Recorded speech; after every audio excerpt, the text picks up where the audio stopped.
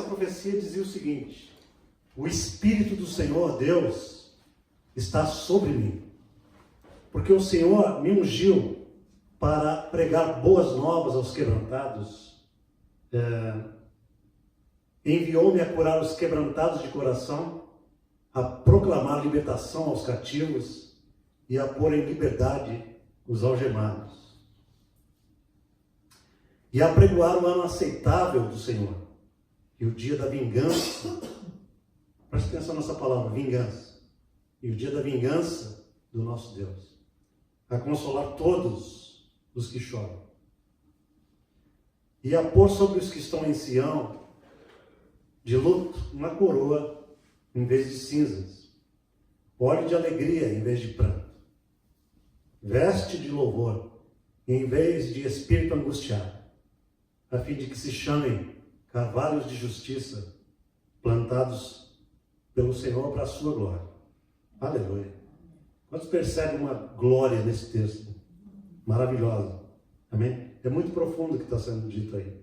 Eu vou tentar pelo menos delinear algumas coisas para vocês entenderem o texto. Nos últimos dias, Deus tem trabalhado com a minha vida de uma tal maneira que vai além da ideia de ministrar a palavra de Deus. Eu passei ministrando a palavra de Deus aqui em Las Vegas por 18 anos, e eu sempre pensei assim: eu tenho que ter uma vida razoável para poder pregar a palavra de Deus. O meu foco era a pregação da palavra. Eu queria viver para Deus, para pregar a palavra, para ensinar a palavra, para trazer entendimento aos outros. Essa é a minha meta, né? Mas Deus me fez dar um break. Depois de 18 anos eu parei de ensinar a palavra por um período. Praticamente durante 8 meses eu tentei parar, né? Algumas pessoas ficaram comigo ainda ouvindo um pouco da palavra de Deus. Mas a ideia era deixar o ministério de lado e passar um bom tempo só recebendo de Deus e sendo ministrado por Deus. Só que nesse período, Deus começou a trabalhar no meu coração de uma tal maneira que existe uma necessidade minha de ministrar a palavra para outras pessoas, mas Deus tem me mostrado algo mais profundo do que simplesmente ministrar. Eu não nasci para ministrar a palavra de Deus. Eu nasci para ser um filho de Deus amado. E você pode pensar assim: pastor, isso diz respeito à minha vida? Diz respeito a você também. Amém? Primeiro a gente é chamado para ser, depois a gente é chamado para fazer. Amém? Deus não tem interesse em servos, Deus tem interesse em filhos. O que eu quero mostrar para vocês, queridos, é que Deus chamou a gente, e é isso que Deus tem mostrado na minha vida. Deus tem me chamado, Deus tem chamado a você e a mim, não para a gente ter uma vida religiosa, não para a gente frequentar uma igreja necessariamente. Tudo isso é bom, não me leve a mal, não me entendam mal, aliás. Frequentar uma igreja é legal, é bom, ter um círculo de amizades na igreja é bom, mas a obra primária de Deus na nossa vida é transformar a gente na imagem do seu Filho. Quantos estão comigo nessa noite? É importante você entender isso. Qual é o propósito eterno de Deus para mim e para você, homens e mulheres dele? É transformar-nos conforme a imagem do seu Filho Jesus. E isso leva um tempo de transformação. Nós somos salvos, ok? Nós estamos sendo salvos e seremos salvos. A salvação abrange essa tríplice formatação. Nós recebemos uma regeneração do Espírito, estamos sendo transformados na alma, presta atenção, e um dia seremos absolutamente remidos no corpo. As 3 áreas do homem estão sendo abrangidas na salvação. E o que Deus tem falado comigo, eu tenho passado bastante tempo com Deus em oração e tal, procurando saber a vontade de Deus. Deus tem falado muito comigo no seguinte sentido: filho, eu quero que você ensine as pessoas que o mais importante para elas nesse momento não é pensarem no céu como meta. Olha que interessante que Deus tem mostrado para mim. O que Deus mais quer de mim e de você não é que a gente seja alienado na terra. E a gente fala, Senhor, faz esse negócio aqui passar logo e me leva logo para o céu. Porque essa é a esperança de muita gente. Mas é uma esperança, muitas vezes, covarde. É uma esperança covarde, porque o aspecto principal do reino de Deus não é fazer com que a gente vá para o céu. É fazer com que o céu venha à terra enquanto a gente está vivendo com Deus. Amém? E o mais importante para mim e para você sabermos nessa noite é o quanto do céu está sendo vivido dentro do nosso coração. Porque a palavra de Deus diz que o reino de Deus está dentro de nós, não está fora de nós. Amém? Nós estamos no mundo, mas nós não somos do mundo. Nós somos transportados do império das trevas para o reino do seu Filho amado. Amém? Nós não fazemos parte do sistema. Esse sistema que está aí não é o nosso sistema. Nós somos do alto. Nós precisamos entender isso. A gente precisa ser transformado de glória em glória na imagem de Jesus. E é essa a tarefa de um ensinador da palavra de Deus. Veja, queridos, por isso que eu gosto do ensino. Eu gosto do ensino porque existe uma diferença entre ensino e pregação. A pregação é uma mensagem impactante, que traz impacto e motivação. E tem gente que tem o dom da pregação. Se você chegar meio down numa igreja e o cara for bom pregador, você sai de lá dinamitado. Né? Isso é bom. Só que o dom da pregação não sustenta você ao longo do caminho. Porque você não precisa apenas da pregação. Você precisa de ensino. Porque é o ensino que dá sustentação, dá o tutano, dá como é que fala? Dá a liga, dá a fibra para você. Por isso que eu gosto do ensino. E às vezes, vale a pena você passar 40 minutos escutando um bom ensino da palavra, do que 2 horas escutando uma pregação motivacional. Porque aqueles 40 minutos vão fazer com que você possa ter capacidade de enfrentar problemas de uma maneira maravilhosa que você não teria de outra maneira. Amém, queridos? Amém. Então, o que Deus tem me mostrado? Ele tem me mostrado o seguinte, filho, a salvação não é algo por vir. Não é só para o céu. A glória não é só lá para frente, para o futuro. A glória está dentro de nós, é o que Paulo fala o tempo inteiro. Deus plantou a glória do seu Filho no nosso espírito. Amém? Eu e você que já nascemos de novo, nós temos o Espírito plantado, o Espírito Santo está plantado eternamente no nosso espírito regenerado. O nosso espírito regenerado, ele é absolutamente apropriado para essa morada celestial do Espírito. Existe uma parte em nós que já está perfeita por toda a eternidade. Se você é regenerado, se você é remido, se o sangue de Jesus está operando na tua vida, você recebeu o Espírito Santo, então você tem que entender uma coisa: o que aconteceu no teu espírito é irreversível. Deus não se arrepende de fazer você ter nascido de novo. Você é para sempre um filho e uma filha amado de Deus. Diga amém. Amém. Glória a Deus. E uma das coisas que a Bíblia mostra é que uma das tarefas de Jesus é que ele veio destruir as obras do diabo. É o que está escrito lá no livro de 1 João, capítulo 3, versículo 8, onde Jesus disse o seguinte: para isso se manifestou o Filho de Deus, para destruir as obras do diabo. Amém? Os irmãos sabem que o diabo é uma figurinha que já está derrotado pela cruz do Calvário. Amém? Jesus já derrotou o inimigo, porém ele está ativo. E você às vezes pode pensar, como é que ele está derrotado e ativo? Porque é do propósito de Deus não tirar ele de cena ainda. Veja só como é que Deus trabalha com a gente. Eu quero que vocês pelo menos peguem isso essa noite, eu vou ficar feliz. Deus quer fazer com que você e eu, a gente seja capaz de manter a presença de Deus ativa em nós, de tal maneira que a gente seja capaz de destruir as obras do inimigo por meio do poder dele em nós, aqui na terra. É por isso que Deus ainda não amarrou o diabo, porque ele tem um projeto de vingar as obras malignas de Satanás. E esse texto da palavra de Deus, de Isaías 61, está dizendo exatamente isso. Amém? O que ele disse ali? Vamos ler novamente? Vamos pensar como que Deus está vingando Satanás? Vamos. O Espírito do Senhor Deus está sobre mim.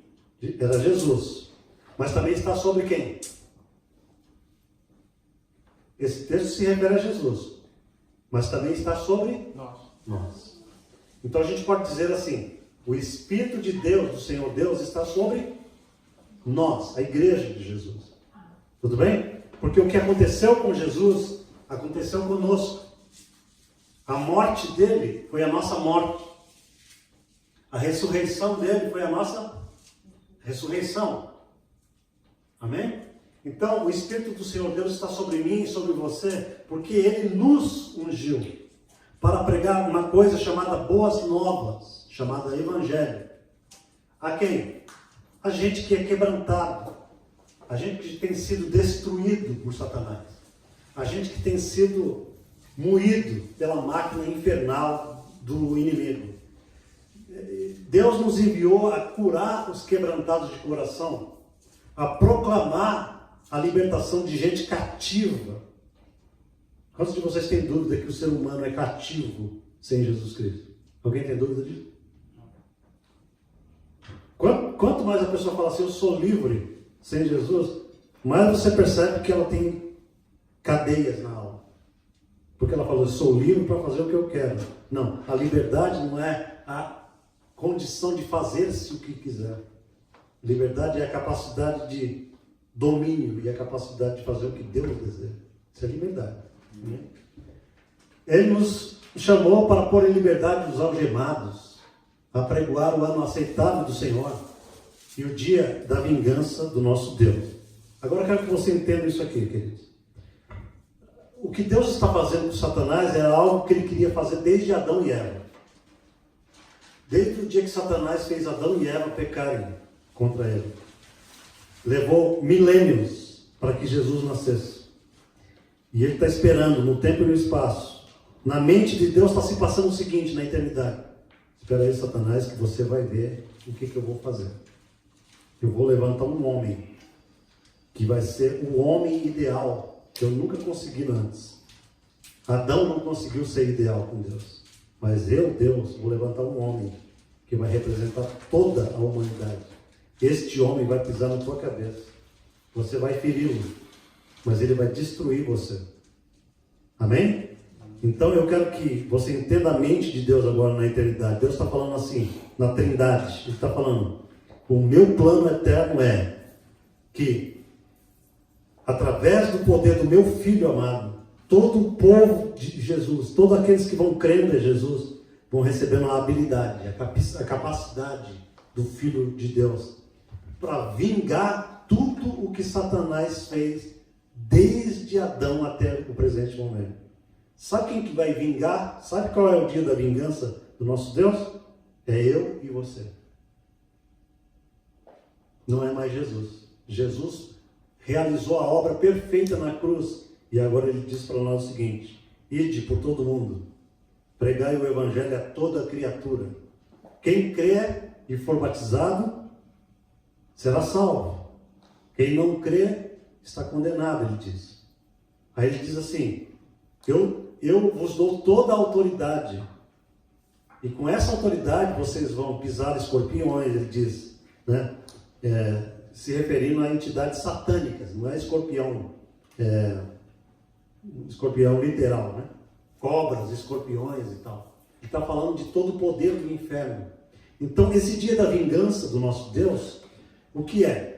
É o dia em que Deus vai vingar Satanás na sua vida através de você. Olha para a tua vida e vê tudo aquilo que Satanás atrapalhou você, quebrou você, ofendeu você através de outras pessoas, trouxe trauma na tua vida. Tem gente que é traumatizada desde a infância. Tem gente que sofre traumas psicológicos. Os pais são agressivos, abusivos, abusam das crianças. As crianças sofrem. As crianças crescem com essa visão péssima de si mesmas. elas têm uma péssima, baixa estima.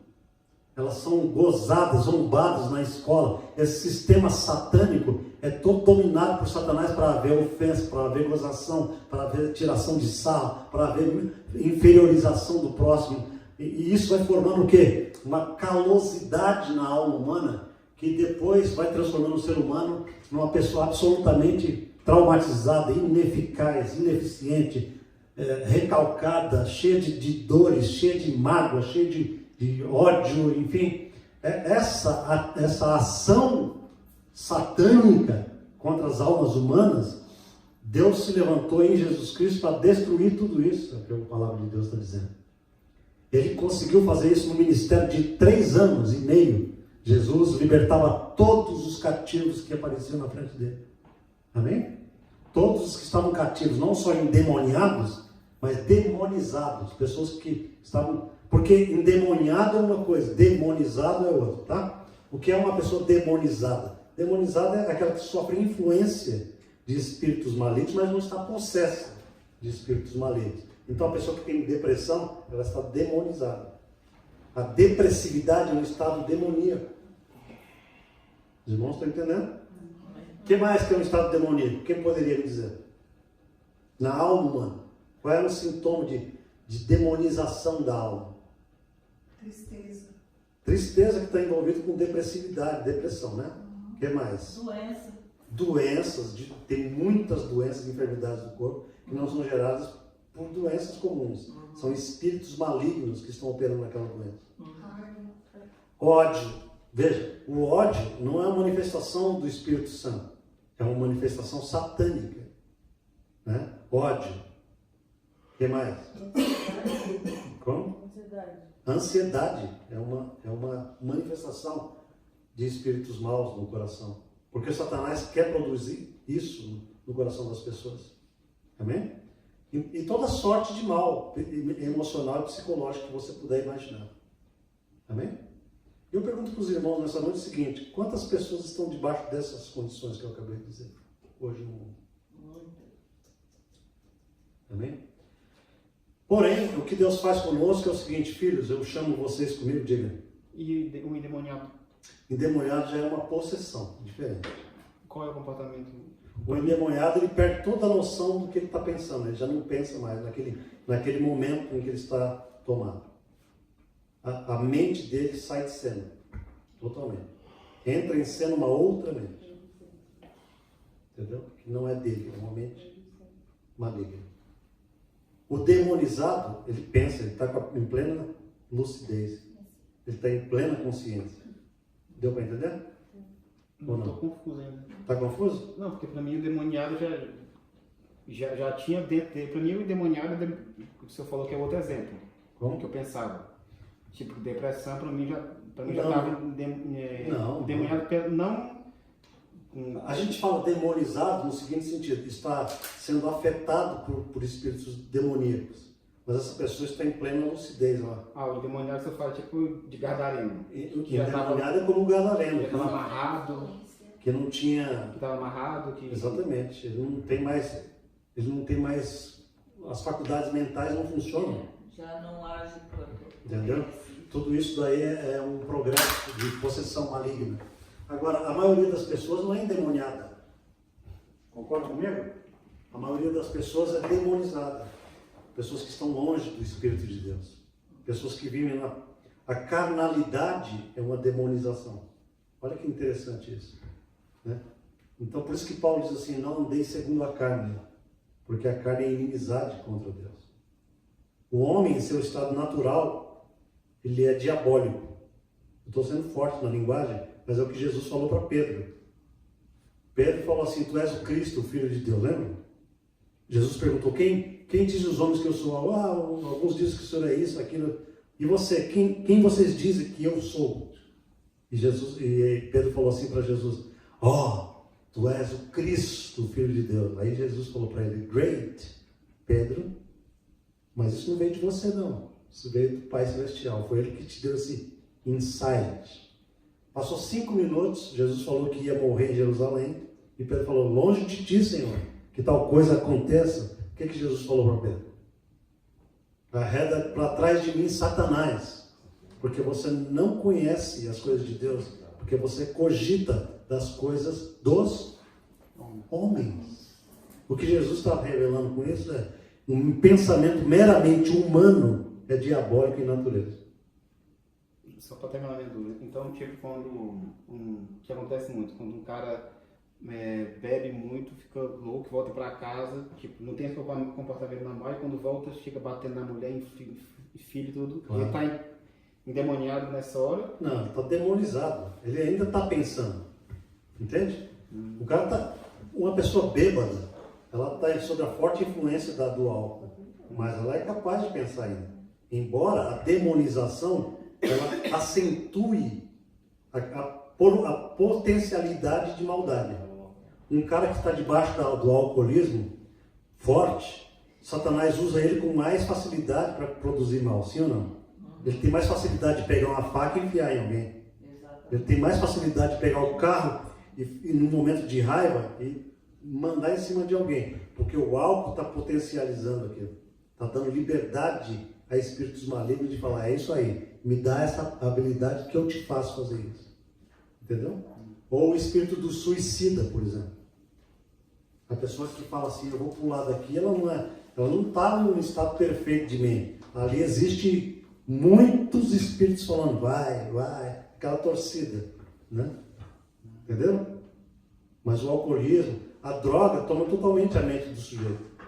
Mas isso não é estado de demonização, de endemoniamento. É um estado de demonização. Amém? Então, só para a gente ir já para finalizar, eu queria que vocês entendessem o seguinte. O plano de Deus, primeiro, é fazer com que eu e você, a gente seja absolutamente instrumento eficaz na mão de Jesus. Porque eu quero que você entenda o seguinte, todos nós que viemos para Jesus, a gente já é salvo, tudo bem, a palavra de Deus diz que a gente está garantido com a graça de Deus, o sangue de Jesus é que nos garante. Quantos acreditam nisso? Amém. A palavra de Deus diz assim, que pela graça sois salvos mediante a fé, isso não vem de vós. É dom de quem? Deus. É dom de Deus, não vem das obras, para que ninguém se glorie. Mas em seguida ele diz, porque nós somos feitura sua, criados em Cristo Jesus para as boas obras. Ou seja, nós não somos salvos pelas obras, mas nós somos salvos para as boas obras que Ele já preparou para nós. Então, eu quero que você entenda que nós já somos salvos, nós já temos uma garantia divina, mas isso não é o bastante. Deus tem mostrado para mim o seguinte, filho, você precisa se transformar muito. Eu achava que eu já era bem transformado. Eu achava que, bom, eu sou pastor, eu ando uma vida com Deus, razoável. A minha esposa sabe da minha vida, ela sabe que eu, às vezes, era meio relaxado no meu tempo de oração. Eu gostava de orar, mas eu não estava orando tanto. Eu não lia mais a palavra com a sede que eu deveria ter. E eu falei, não, esse negócio não pode ser assim. E eu comecei a buscar intensamente a Deus nos últimos tempos. Eu tenho buscado a Deus muito na palavra, na oração, no tempo a sós com Deus. Eu tenho procurado ouvir Deus. Eu tenho procurado ouvir outras pessoas que falam a mesma coisa. Por quê? Porque eu sei que Deus está falando para mim o seguinte, eu não posso admitir que o meu povo seja um povo estático na sua postura comigo. Nem eu e nem vocês que são de Jesus. Nós não somos chamados por Jesus para sermos passivos na nossa vida cristã, na nossa vida espiritual. A passividade é espaço para o inimigo. Amém? Passividade é você deixar o barco levar. Né? O cristão verdadeiro, ele não tem a filosofia do Zeca Pagodinho. Deixa a vida me levar, vida leva eu. Né? Essa filosofia não cabe com a vida espiritual. Por quê? Porque na medida que você fica passivo, Satanás é ativo o dia inteiro. Você quer ver um espírito nojento, é esse sujeitinho. Ele não para de atacar, ele não para de atividade, principalmente contra quem já é de Jesus. Entendeu? Então o que Deus está falando para mim e para você é, meus filhos, vocês estão num processo glorioso de transformação. E vocês precisam aprender esses processos nos detalhes. Porque se vocês não aprender como é que funciona esse negócio de ser transformado, vocês não vão ser transformados em coisa nenhuma. Entenderam, amados? Estou sendo claro? O que eu quero trazer para vocês é o seguinte: a nossa vida é uma vida razoavelmente cristã e está tudo bem com a gente. Ninguém aqui anda em pecado horroroso, não é isso que eu estou falando. Eu não estou acusando ninguém, nada disso, não estou tratando de pecado. Estou dizendo o seguinte: no grau que Deus quer nos levar, existe uma longa caminhada. Se você for honesto, diga amém. Amém.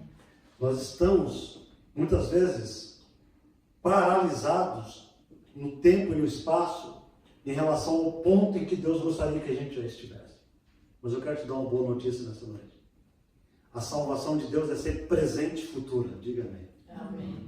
Deus não fica olhando para o seu passado e falando: rapaz, você perdeu muito tempo ali, te condenando, trazendo condenação na tua cabeça. Uma das coisas mais gloriosas que o Pai me ensina é: filho, o que eu trato com você, meu trato com você é já. Eu trato com você no hoje. Hoje é o dia da tua salvação. Amém. Mas pai, ontem, não filho, ontem já era. Na minha cabeça não existe ontem. Deus está falando com você nessa noite. Deus está dizendo para você o seguinte: na minha mente não existe ontem. Ontem faz parte da tua história. Mas a tua transformação faz parte do hoje. Amém? O que Deus está falando para mim e para você é o seguinte: eu dou um dom para vocês, que é o dom da justiça, e você precisa se revestir desse dom todos os dias. Você precisa olhar para você e saber quem você é em Cristo. Eu estou querendo que vocês entendam que vocês, para mim, têm uma identidade que o mundo não entende. O mundo enxerga vocês de uma maneira. Eu, Deus, enxergo vocês de uma outra maneira. Eu enxergo vocês como filhos amados. Eu não fico olhando para vocês e vendo os defeitos da alma de vocês. Olha que coisa maravilhosa. Isso é bom demais, né? Porque às vezes você é autocrítico demais com você. Tem pessoas que se autocondenam o tempo inteiro, né? Principalmente pessoas perfeccionistas. Estou certo ou não? Uhum. A pessoa que é perfeccionista, quando uma coisa não sai do jeito que ela quer, ela fica: meu Deus, eu estou longe de ser isso, eu estou longe. Quando essa pessoa vem para Jesus, ela também fica nesse ciclo de neurose. E ela às vezes pensa assim: meu Deus, acho que com Deus eu estou muito aquém, eu nunca estou no ponto que Deus quer, eu devo ser um zero à esquerda. E essa condenação não vem da real imagem que Deus plantou no teu espírito. Amém. O que Deus quer para mim e para você é que a gente tenha uma real percepção de quem nós somos em espírito para Ele. Por quê? Porque Deus nos trata em espírito. Deus não trata de acordo com a nossa alma. Deus nos trata em acordo com a nossa identidade e não primariamente com o nosso comportamento. Isso é maravilhoso com o Pai Celestial. Porque a religiosidade, ela diz o contrário. As igrejas religiosas, elas tratam você e ensinam que Deus trata você de acordo com o teu comportamento. E enquanto você está olhando para o teu comportamento, você não tem transformação alguma. Porque você fica estancada na tua própria miséria. Todo mundo que fica olhando para a sua própria, o seu próprio comportamento o dia inteiro, não consegue alavancar a vida. Por isso que quando uma pessoa chega para mim e fala: pastor, está difícil esse negócio, eu não estou conseguindo. É porque você está lidando com o velho homem. Você não consegue transformação lidando com o velho. Você tem que lidar sempre com o novo. Agora, pois, aqueles que estão em Cristo, nova criatura é. As coisas velhas já passaram, eis que tudo se fez novo. Amém. Amém? Terminando. Então, queridos, para a gente ser transformado na imagem de Jesus, Deus coloca a gente numa academia do Espírito. E essa academia exige um processo diário. Diário, não é semanal. Amém? Nós temos que crucificar a nossa carne, não somente aos domingos na igreja, mas todos os dias, para a gente andar segundo a vontade de Deus. Amém? Então Deus quer se vingar do inimigo através de mim e de você. É por isso que às vezes você fica perplexo com Deus. Como assim? Nunca aconteceu na sua cabeça de você falar assim: Senhor, eu estou orando tanto ao Senhor para que eu consiga tal objetivo, e parece que a luta contra mim está na mesma intensidade da necessidade que eu tenho de avançar. Por quê? Por quê? Tem a ver com esse tema da Escritura. É porque Deus está no invisível falando assim, vem cá, eu estou com você. Não sou eu que vou vencer por você. É você que vai vencer em mim. Está entendendo? Deus nunca vai fazer com que você vença os seus medos, os seus temores, as ações de Satanás na sua vida, você se escondendo na barra da calça do Pai Celestial. Não, o Pai está falando, ei, espera um pouquinho, você vai ter que ir na frente, eu quero que você perca o medo, porque você vai ser colocado na frente do teu inimigo, e eu vou te dar capacidade para você vingar o inimigo, em nome de Jesus. Enquanto o crente está achando, ai Pai, deixa eu me esconder, sabe aquela oração de crente que diz assim, ai Senhor, eu quero me esconder no teu esconderijo, não sei o que, tudo bem. Mas a palavra de Deus diz que o dia da vingança de Deus está em que Ele vai te fortalecer de tal maneira que o inimigo vai fugir de você. Antes era você que fugia dele, agora você vai encará-lo no poder do Senhor. Amém. Essa é a vingança do nosso Deus. Qual é a vingança do nosso Deus? Vou te dar um exemplo. Satanás sempre fez você ser um covarde e medroso. Agora em Cristo você levanta-se com o poder de Deus e põe ele para correr pelo poder da autoridade de Jesus Cristo. Enquanto você não fizer isso, ele não está vingado. Está entendendo? Ele só é vingado quando ele olha para você e fala, esse cara não é mais aquele que eu perturbava tanto. Agora ele está me perturbando. Amém? Satanás é um ser ofensivo. Ele traz ofensa contra a sua vida. Ele traz isso com a finalidade do quê? De te trazer uma imagem falsa. Qual é a finalidade do Pai para mim e para você? É plantar em mim e em você uma imagem tão inabalável de quem nós somos em Jesus, que fica impossível de qualquer força do inferno destruir a nossa vida. Porque nós sabemos quem nós somos em Jesus. A gente tem essa... Eu sei que eu sou um filho amado. Eu estou falando para vocês algo que eu vou desenvolver ao longo das semanas. Porque só estou dando um rascunho aqui. Ok, irmãos? Eu preciso falar com vocês sobre identidade e destino. Você precisa entender que a tua identidade, ela tem que ser tão incorporada em você que nada destrua. Você tem que ter noção do que é uma identidade, do que é a sua identidade em Jesus. Quem é você em Jesus? Quem é Jesus em você? Você está unido com Jesus. Eu sei que a mente da gente ela é muito inadequada para essas glórias. É por isso que a gente precisa treinar mesmo. Quando eu falo assim, você está unido com Cristo, e você olha para o seu bolso e fala, ah, meu Deus, eu estou passando necessidade. Fala, onde é que está a glória de Deus nisso? Porque você está acostumado a andar pelos sentidos físicos. Certo? A palavra de Deus diz assim, pelas suas pisaduras fostes curados. Você olha para o seu corpo e sente dor e sente enfermidade. Né?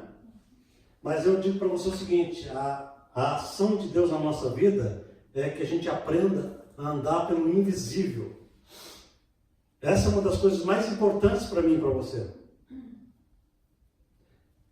Todo crente que é movido pelos sentidos, que gosta de sentir, é um cara que gosta do visível, do palpável.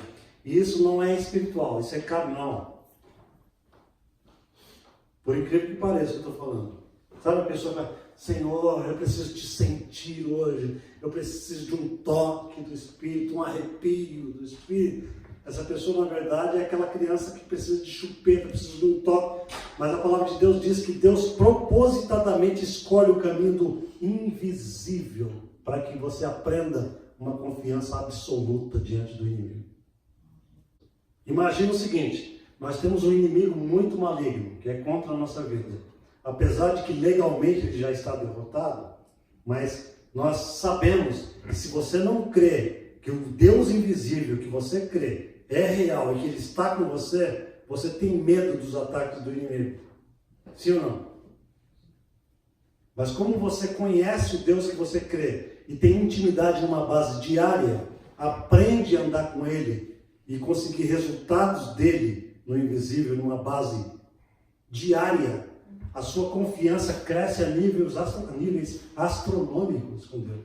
Você não precisa de palpabilidade para lidar com as coisas de Deus. E seria pior para você se Deus ficasse te mostrando tangibilidade, porque aí você desenvolveria uma fé de muleta, uma fé que precisa sempre de: Senhor, eu preciso saber onde o Senhor está, o que eu faço agora? Há momentos em que Deus se retira apenas para testar a sua capacidade de percepção dele. Amém? Amém. As pessoas chegam para mim: pastor, como é que eu sinto Deus? Eu falei: não faz isso não, é a pior coisa que você... Não pede isso para Deus. Quando o Senhor, na sua bondade, vem te dar um toque glorioso, essa é uma cerejinha do bolo que Ele está te dando. Está entendendo? Mas não viva por isso. A palavra de Deus diz: o justo viverá pela fé. E se você não aprender que o caminho glorioso é o caminho do invisível, é o caminho da fé, você não tem condição de encarar o inimigo na luta diária e permitir que Deus vingue o inimigo através da sua vida. Porque você vai estar sempre com medo, você vai estar precisando sempre de um: Senhor, tem anjo comigo aqui? Eu estou guardado? Faz sentido ou não? Os maiores gigantes da fé são aqueles que aprendem a andar todo dia numa confiança invisível de Deus. Porque qual é a definição de fé em Hebreus 11? Ora, a fé é o firme fundamento das coisas que se esperam e a prova, a tangibilidade de coisas que não se veem. Então você não precisa ter palpabilidade de algo, você precisa ter fé, porque você, quando tem fé, você está apalpando pela fé aquilo que você está crendo. Você está tocando. É o que a palavra de Deus está dizendo que a fé faz. Por exemplo, Deus me ensina todo dia o seguinte: as promessas que eu te dou, elas são absolutamente invisíveis. E eu vou ensinar para você no decorrer das semanas, que a gente vai estar aqui, eu vou estar só um aperitivozinho agora, o seguinte: que é preciso que a gente atue na terra, honrando a Deus na terra, para que a gente entre num território de ativação das bênçãos de Deus na nossa vida, da ação de Deus na nossa vida. Se você não entende isso e você fica na retaguarda, você fala assim: ué, mas a palavra de Deus diz que Ele fará, e Ele não está fazendo nada. E o Edu já está rindo. Mas você sabe que é uma verdade isso. Não é assim, irmãos? Sim. Eu sou pastor há 18 anos, eu sei muito bem como as pessoas imaginam Deus. Elas falam assim: a palavra de Deus diz que Ele suprirá cada uma das nossas necessidades em glória. Está escrito. Mas a palavra de Deus também diz que eu preciso me lançar no invisível e falar assim: Deus, o meu dinheiro está pouco, mas eu quero separar uma oferta para ti do meu pouco. Quando eu faço isso, honrando a Deus acima de mim, acima da minha necessidade, eu estou ativando, eu estou entrando num território de ativação daquilo que eu já possuo. E Satanás não pode barrar isso. Amém. Entendeu? Então o que eu quero dizer com isso? Eu quero dizer que se não houver uma ativação nossa na direção de Deus, Deus fica desativado em relação a mim. E daí eu sofro um bocado de problema, sim ou não? Tudo que eu quiser de Deus, é porque vocês têm que entender que o Evangelho Deus já fez tudo em nosso favor, já está feito. Certo? Quer dizer, a gente tem aprendido aqui ao longo dos anos aqui que a gente está junto, vocês já aprenderam comigo o seguinte: quando Jesus falou na cruz, está consumado, Ele quis dizer o seguinte: está acabado. Eu já fiz a obra completa por vocês. Eu já provi todas as coisas por vocês. Você já tem prosperidade com Deus. Você já tem saúde com Deus. Você já tem vida com Deus. Você já tem paz com Deus. Tudo está num depósito glorioso. Mas agora eu vou dizer para vocês uma coisa, amados de Deus. O céu não é para ser um depósito, um storage. Deus propõe que o céu seja um dispensador desses bens de Cristo para a terra. Por isso que eu digo para vocês o seguinte: a salvação começa amanhã. Aqui e agora. O reino de Deus tem que se manifestar aqui e agora. Porque depois que a gente morrer, Aleluia, né? Tudo é automático. Mas a grande luta é nesse período entre agora e a nossa morte a mim. Porque a palavra de Deus diz, né? Jesus falou assim: venha a nós o teu reino, seja feita a tua vontade.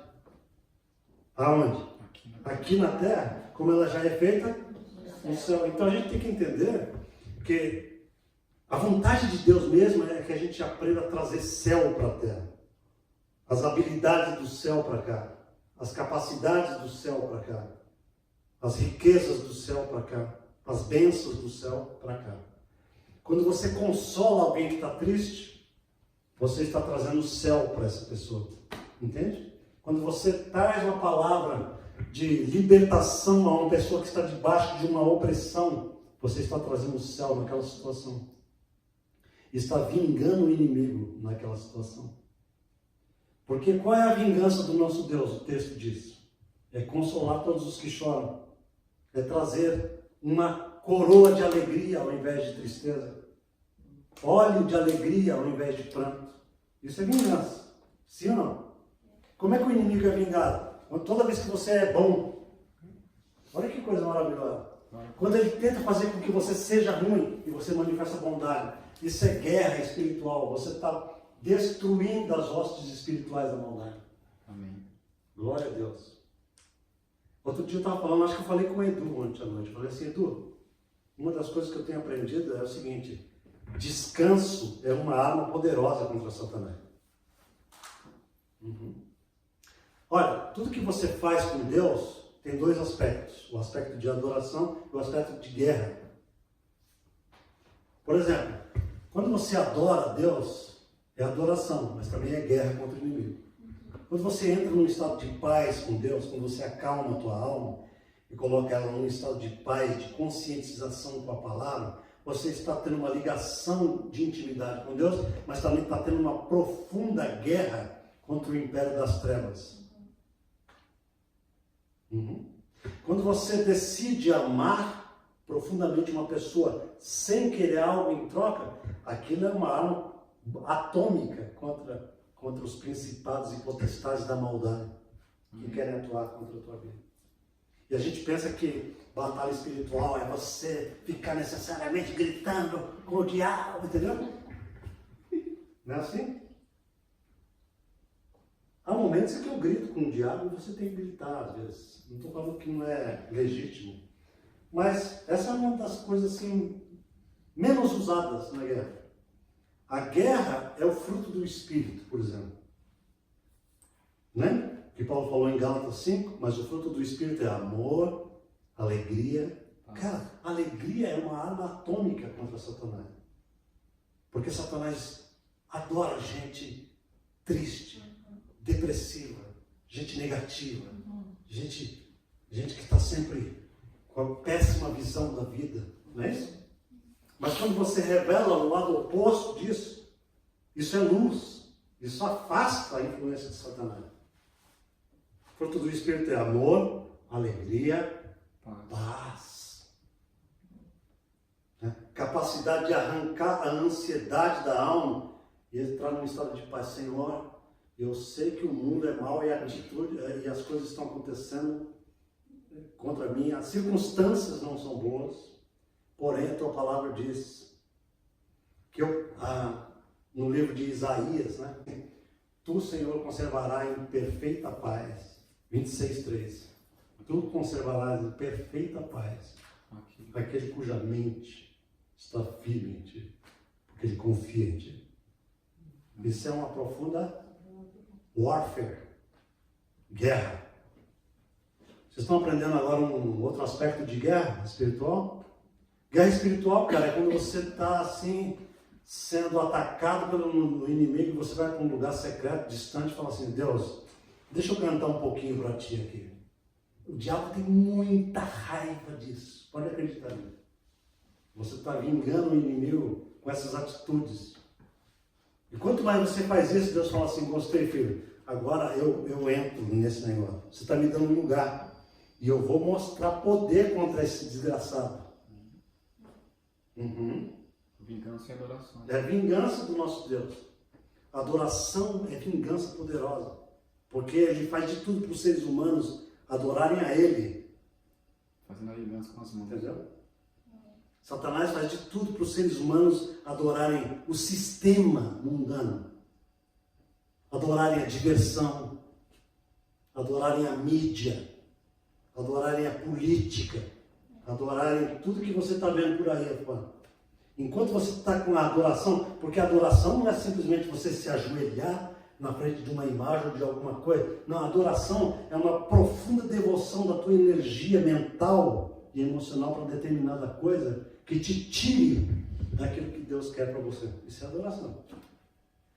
E a palavra de Deus chama isso de idolatria. Tudo aquilo que está entre eu e Deus.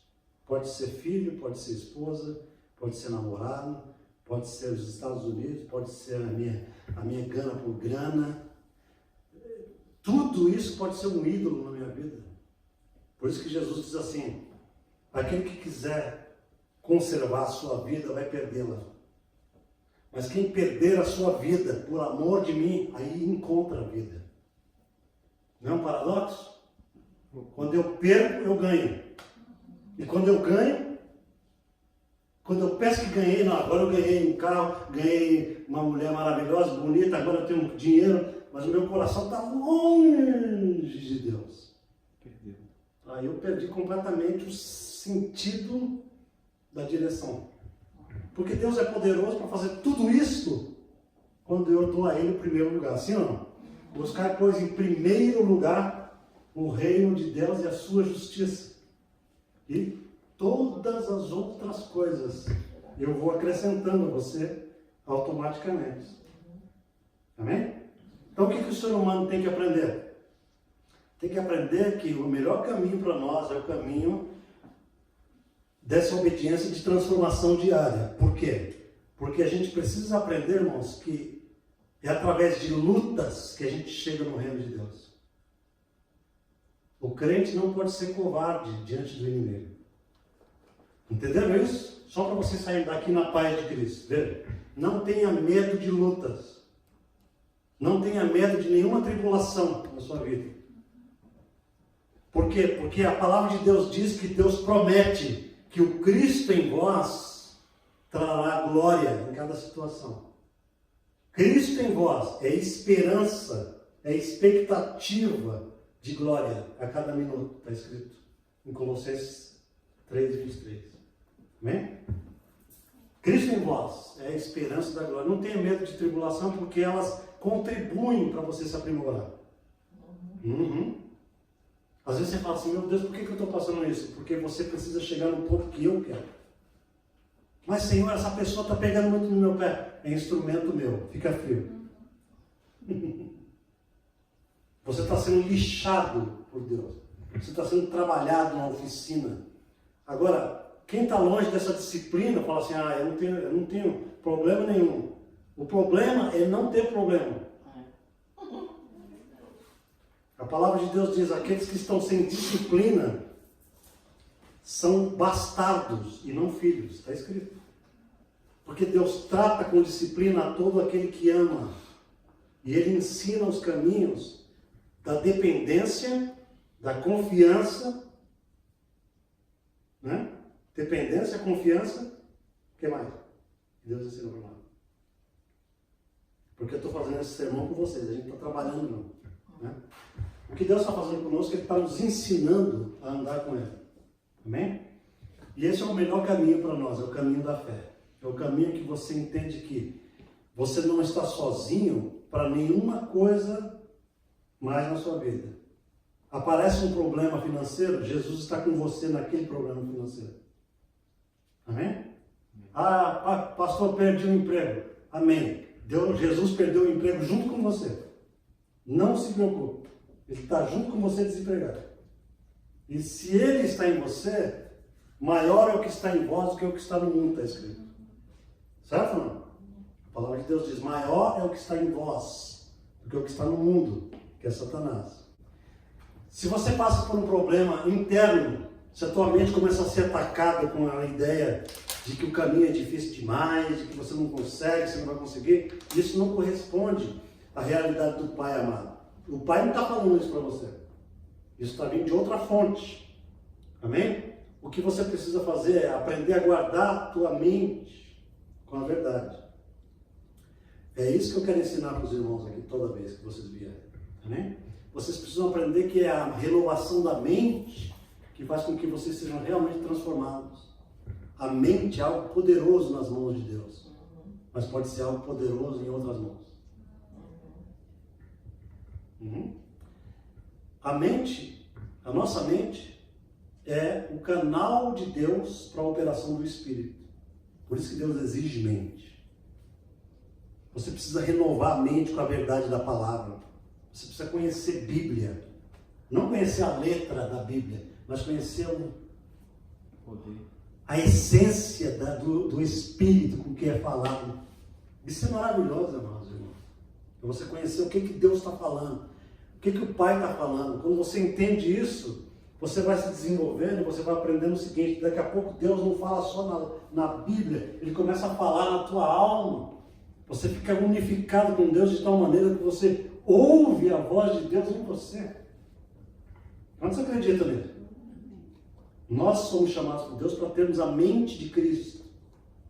Está lá em 1 Coríntios, ok? 1,16. Nós temos a mente de Cristo. Isso significa o seguinte, que através do nosso treinamento, do treinamento diário da nossa mente a Ele, a gente começa a receber insights de Deus. Nós começamos a receber iluminação de Deus na mente. Nós começamos a ter ideias de Deus na mente. É maravilhoso isso. Se você é uma pessoa que no natural você não tem ideia nenhuma, né? Eu sou uma pessoa que não costumo ter muita ideia fácil. A Alice não, a Alice tem ideia por minuto. Né?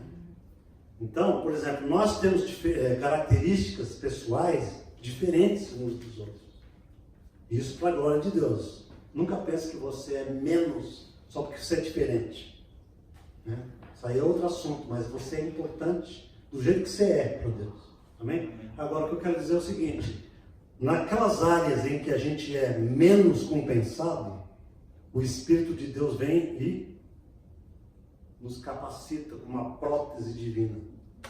Graça é prótese divina. Só para você entender o que é graça. Graça é uma capacidade que vem e ocupa um espaço vazio onde a gente não tem muita qualificação. Isso é graça. Porque a minha graça te basta. Porque o meu poder se aperfeiçoa na tua fraqueza. Amém? Estou terminando. Faltou um minutinho. Amém, queridos? Graça é essa capacidade. Graça é elevador e não escada. E entre um elevador e uma escada, você sabe muito bem de onde vem o esforço, né? Quando eu entro num elevador, eu sei que o esforço vem todo dele. Mas quando eu estou numa escada, eu sei que o esforço é todo meu. Graça é elevador e não escada. Amém. Se Deus não estiver operando em você a capacidade, você vai falir miseravelmente. Deixa eu falar para você. Se você está se sentindo falido em algum aspecto, é porque você está tentando agir com a tua velha natureza. A nova natureza está de lado. Porque quando ela entra em ação, você tem capacidade sempre. Você tem capacidade contra o inimigo, contra o pecado, contra vício, contra pensamento ruim, contra o que quiser. A nova natureza já tem a habilitação para vencer tudo nesse planeta. Amém? É isso que vocês têm que pôr na mente. Eu não quero que ninguém saia enganado. Vocês vão ter uma semana, né, para pensar nisso. Né? Uma semana para desenvolver isso. Agora, eu te dou um conselho só. Não fique sem se alimentar da palavra. Porque hoje você está recebendo aqui um mocotó, certo? Às vezes eu escuto os irmãos falando: pastor, aquela palavra foi boa para mim. Aí quando é na quarta-feira já está: pastor, nós estamos precisando aí já de um caldinho aí, uma coisa. Por quê? Porque você tem que se alimentar todo dia. Amém? Dependam da palavra do pastor, mas também dependam do seu devocional diário. Pegue a sua Bíblia no seu carro, num lugar. Eu sei que vocês levantam cedo, não levantam?